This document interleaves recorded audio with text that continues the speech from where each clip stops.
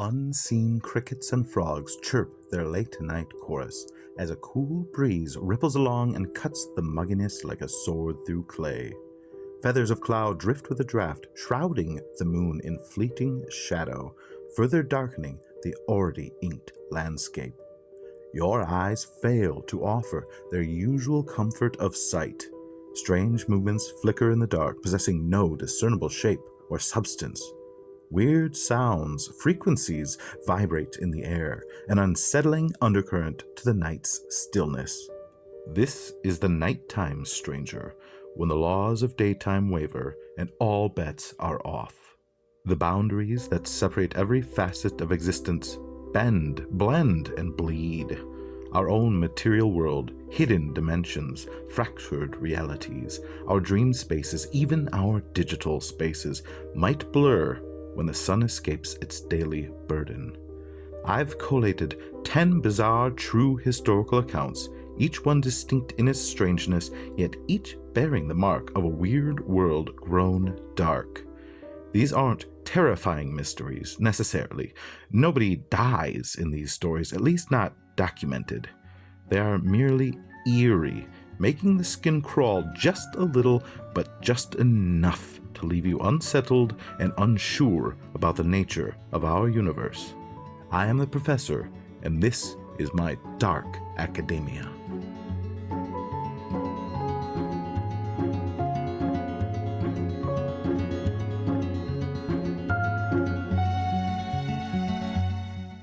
The Devon Hoofprints. The heavy snow fell silently across the dark landscape in Devon on the night of 8 February 1855. By morning, an eerie stillness was broken by a baffling discovery. Stretching across the pristine white canvas for what estimated to be up to 100 miles, was a single unbroken line of peculiar hoof-like prints. Each mark, a precise 4 inches long and 3 across, marched with an unnerving consistency 8 to 16 inches apart. What truly chilled the night air was the impossible path these prints took. They traversed rooftops dusted with snow, scaled high garden walls, and even seemed to emerge and disappear into narrow drain pipes, some barely 4 inches wide. Rivers and haystacks proved no obstacle. The mysterious creature, whatever it was, moved in a relentless, unwavering line. Fear and superstition gripped the communities. Whispers spread in the dimly lit evenings, some daring to suggest the cloven hoofprints belonged to the devil himself. The phenomenon was so unsettling that it was even discussed from the pulpit, the usual comfort of faith challenged by this inexplicable nocturnal visitation. The silent, snowy night had borne witness to something utterly strange, leaving behind a trail that defied logic and stoked the darkest corners of the imagination. The strange impressions in the Devon snow did resemble boot heels, conjuring an image of deliberate steps. The snow compressed and then briefly melted before the night's chill refroze the impression.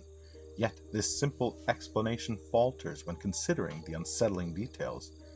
How could ordinary human boots have marked impossible paths across rooftops, high walls, and into drain pipes?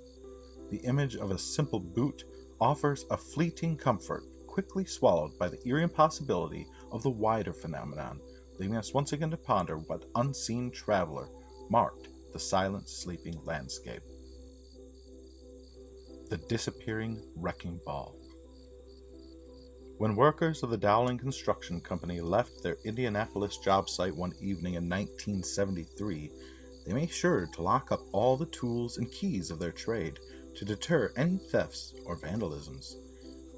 Any machinery, after all, is very valuable, and even 50 years ago fetched a high reward in backdoor markets. One thing they did not secure, however, is a 5-ton steel wrecking ball suspended from a crane 200 feet in the air. Because, why bother?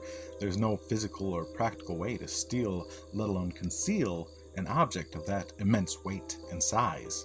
And yet, the next morning, the behemoth was gone, vanished from literal thin air. What motive could even inspire such an impossible act? Despite questioning neighbors and publishing the police report in the paper, nobody claimed to witness such an immense crime. Even had the ball simply broke from its bearings and fell, perhaps rolled away, it would have created an unforgettable ruckus. Despite many exciting speculations on online forums, nothing conclusive ever emerged. The darkness of night creates a shroud behind which impossible things can occur where eyes cannot perceive. If the elephant hides behind the tree, can you be sure and swear it was ever truly there? This man. The story goes that in January 2006, a New York psychiatrist sketched a recurring dream figure described by a patient, a man never seen in real life. Soon, another patient recognized the figure from his own dream. The psychiatrist shared the image, and more people claimed to dream of the same "this man." The website Ever Dream This Man later claimed more than 2,000 similar reports worldwide. Dream encounters varied wildly, from pleasant to disturbing, with this man sometimes offering cryptic advice or simply instructing, "Go north." Website creator Andrea Natella said he dreamt of this man in 2008, who instructed him to create the website. Despite thousands of suggestions, no real person matching the image has ever been truly identified or verified. Theories on the site range from a Jungian archetype to mass suggestion after seeing the image. While some claim this image is simply an aggregate portrait designed to reflect common traits, his very unique, distinct, and even unsettling appearance would seem to disagree with such sentiments. Natella later revealed in 2010 that the entire story was a fabricated art project and publicity stunt, inspired by dream invasion concepts and intended to explore the internet's power in creating urban legends. But then again, that's the sort of stuff the government forces you to say when you're on to something sticky. The sleeping mind is a private realm, yet this shared dream figure raises questions about the boundaries of our inner worlds. If a single face can manifest a collective dream, what other unseen connections might exist when we all settle in for some well-earned sleep? Jason sleeping. Here's a peculiar little artifact that surfaced from the depths of forgotten home videos. A VHS tape labeled Jason Sleeping, dated 22nd April 2007. In its entirety, the recording simply shows a boy sleeping. That's it. No context, no sound beyond perhaps the hum of the recording equipment or the quiet breathing of the subject. See for yourself.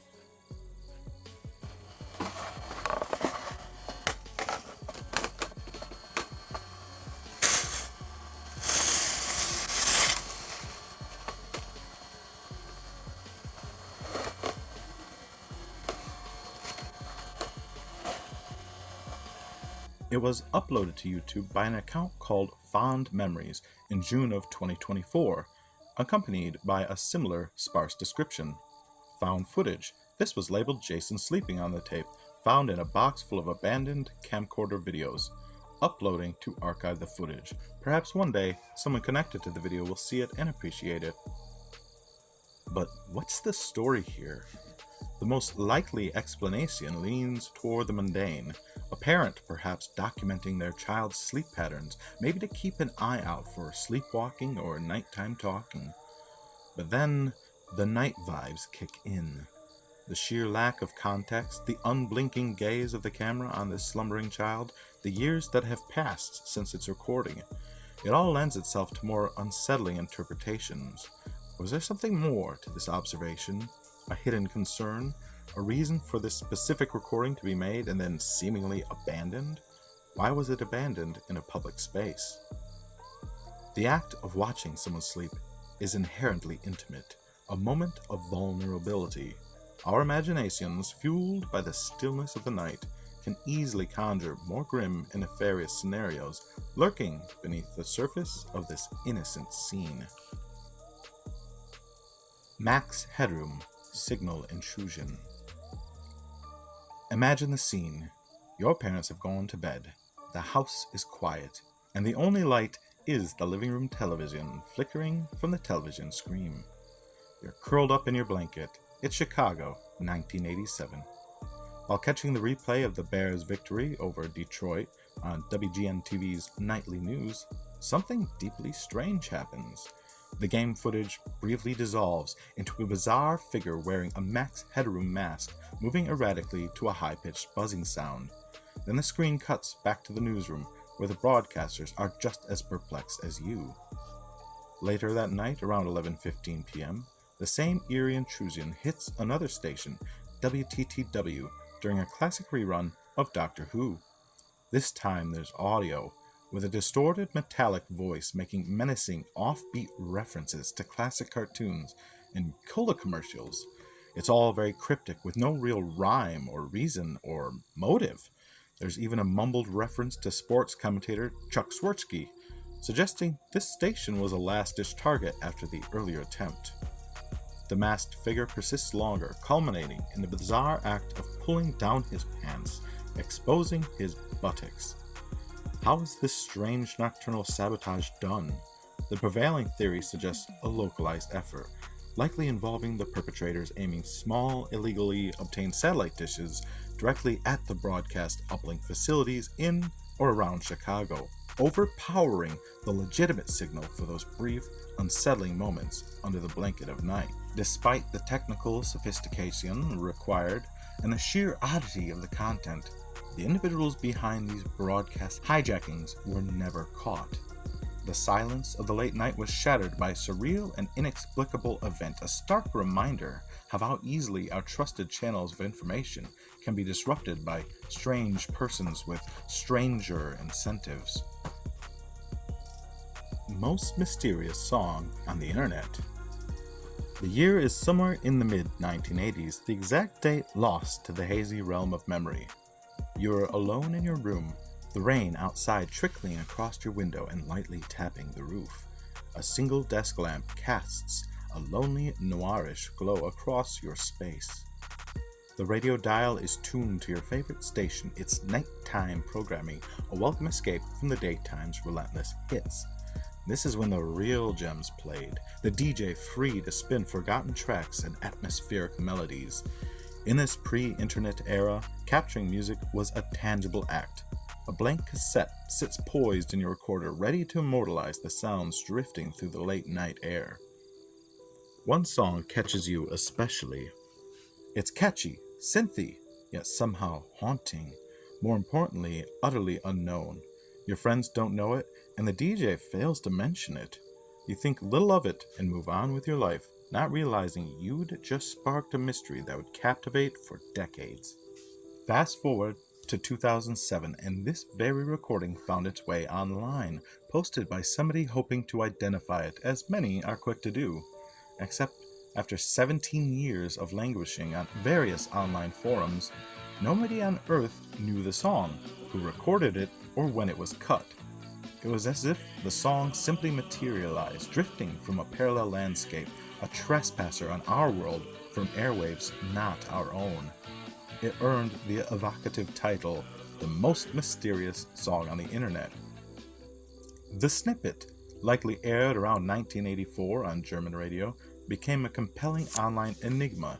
In 2019, the mystery surged into mainstream internet awareness, propelled by collaborative platforms like Reddit and Discord, and prominent YouTubers such as Justin Wang. A global search ensued, with thousands of users analyzing the fragment's musical style, contacting similar artists, measuring frequency maps, and even investigating lost radio playlists for any possible connection. The lack of answers led many to suspect a hoax. However, in 2024, the mystery was solved. The song was Subways of Your Mind by the obscure German band Fex, or FX. The band came forward, confirming their authorship and even re-releasing the now infamous tune. Yet for nearly 4 decades, this song remained an enigma, a powerful example of the forgotten corners of music history and the internet's dedication to uncovering them. In the vast ocean of recorded sound, some melodies seem destined to remain adrift, their origins and creators forgotten to time. Maybe setting the dial just right on a clear night will indeed invite sounds echoing from unknown sources, voices completely erased from all conscience, as the streetlights flicker through the raindrops on your window. The hum. Imagine settling to bed after a long day, only for your sleep to be pushed away by an irritating and incessant drone that subtly rattles your teeth within your skull. It's not just the buzzing that keeps you conscious, it's the eerie understanding that such a noise cannot be traced to any particular source, a mystery literally shaking you awake. For years, a strange and persistent sound, often referred to simply as the hum, has troubled countless individuals across the globe. While some have sought logical explanations in everyday infrastructure, such as gas lines or electrical wires, others have questioned their own senses. A more unsettling notion lingers in the quiet of the night, the possibility of something more sinister at play. For those who perceive it, this isn't a faint background noise. It's a vivid and often agonizing drone, a constant companion that can drive one to the brink. One retired teacher in Leeds, UK, described it as a rhythmic pulsing, akin to the distant idling of a diesel engine, a sound you desperately want to silence but cannot. Almost organic, breathing, heart beating, but very much mechanical and lifeless in the distance. This phenomenon isn't isolated. From the suburbs of Leeds to bustling cities in Canada and the distant shores of New Zealand, reports of the hum surface with a disquieting regularity. One notable instance, the Bristol hum of the late 1970s, even captured public attention, with hundreds claiming to hear the pervasive drone. For those affected, the nighttime offered no escape, often exacerbating the problem and leading to sleeplessness, headaches, and a general sense of malaise. While some hums have eventually been attributed to mundane sources like traffic or industrial activity, the persistent mystery surrounding others continues to fuel speculation in the still of the night. When the world falls silent and this inexplicable drone persists, one cannot help but wonder about the unseen sources that vibrate through our quiet hours or hundreds of meters below our beds. Tunnel Boy. As the late night settles and shadows stretch long and distorted, fear can birth strange and unsettling narratives. These moral panics often take root in the fertile ground of the popular imagination, where a single striking image or a haunting stereotype can fester and grow in the darkness. The soft yellow glow of the late summer streetlights seemed to cast long, anxious shadows in East Lansing, Michigan, when 16-year-old James Dallas Egbert III vanished from the Michigan State University campus 15th August 1979. The labyrinthine steam tunnels beneath the university became the immediate focus of concern. Egbert had entered those concrete arteries with the intent to unalive himself, having suffered crippling mental and emotional anguish untreated for several years. But his disappearance did not raise awareness of mental health as it may today, but rather awareness of the psychoactive effects of a simple tabletop game. The intense media speculation surrounding Egbert's disappearance was fueled by the era's fascination and fear of Dungeons and Dragons and fantasy subculture. A false theory quickly took hold, painting a picture of him venturing into the black maw of the tunnels to enact a potentially deadly real-life version of the game. This image of students disappearing in the subterranean labyrinths for arcane games under the cloak of night resonated with pre-existing unease, transforming a personal crisis into a shadowy mythical pandemic. It played into anxieties, even hinting at satanic panic whispers that clung to that game, inspiring such imaginative concepts as witchcraft and human sacrifice. This story rings personal to me as I grew up in the Lansing area. The mystery had taken root in the local psyche, especially kids unaware of Egbert's safe discovery at a friend's house. The image of those dark, interconnected tunnels became synonymous with Egbert's disappearance, creating a local uneasiness that lingered years after. Some kids grew up with Bloody Mary. We had Tunnel Boy. Nostalgia for those wood-paneled days of rolling dice and listening to Pink Floyd is forever marked by the unsettling narrative of how easily fear and misinformation can take hold in the shadows. The Green Man. Under the oppressive black velvet of western Pennsylvania nights, a chilling urban legend took root. The Green Man, or Charlie No-Face as he was called. Whispers circulated like phantom breezes, telling of a disfigured figure whose skin glowed an unnatural eerie green under the silent gaze of the moon. He was said to forever haunt the lonely, winding stretch of Route 351, a specter born from a horrific childhood accident that twisted him into something otherworldly, forever condemned to wander the darkness and provide nightmare fuel for teenagers. But behind the terrifying myth of the Green Man lay the poignant reality of Raymond Robinson, a real man tragically disfigured by a devastating electrical accident in his youth. Unable to bear the stares and whispers of the daylight world, he sought solace and anonymity in the quiet embrace of the night. During the day, in his quiet home in Couple, he crafted simple leather goods. His nighttime walks along 351 unintentionally became the very fuel for the chilling legend that surrounded him.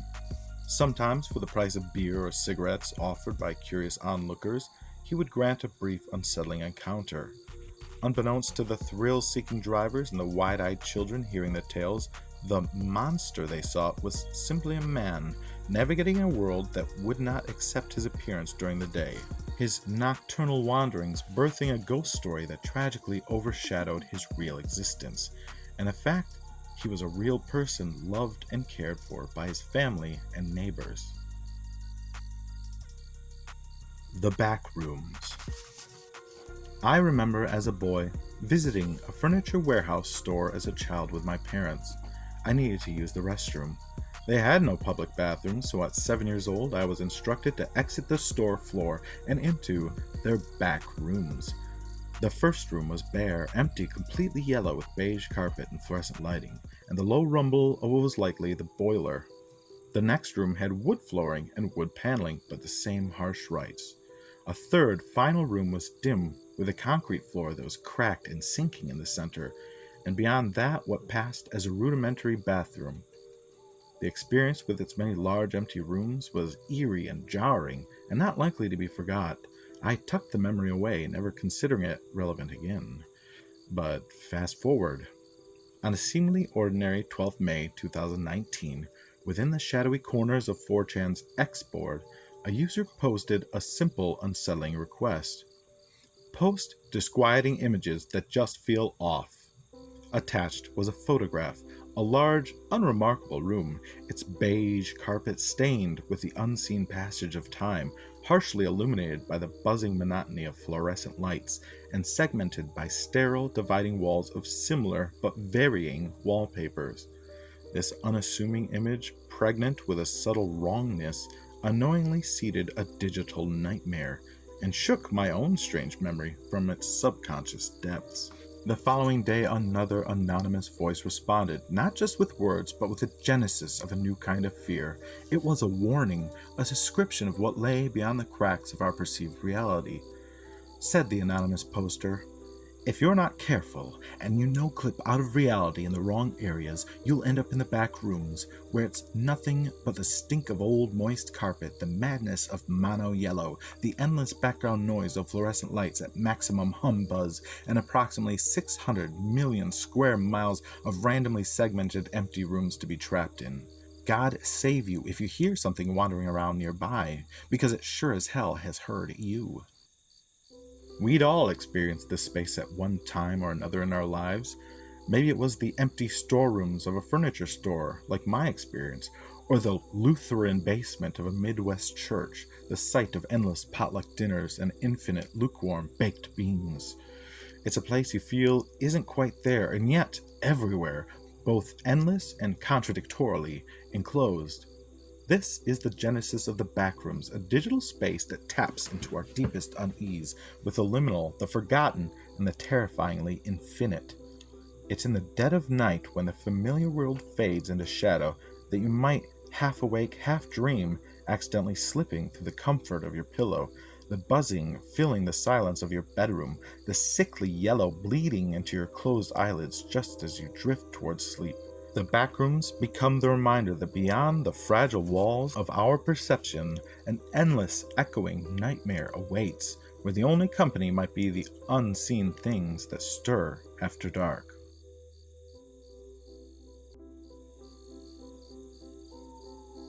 If you like this video, might I suggest this video of famous historical figures and celebrities that have experienced Bigfoot, including Daniel Boone, Davy Crockett, Theodore Roosevelt, and even actor Rob Lowe. Literally. I have been the professor. You're always welcome in my dark corner of an unseen space.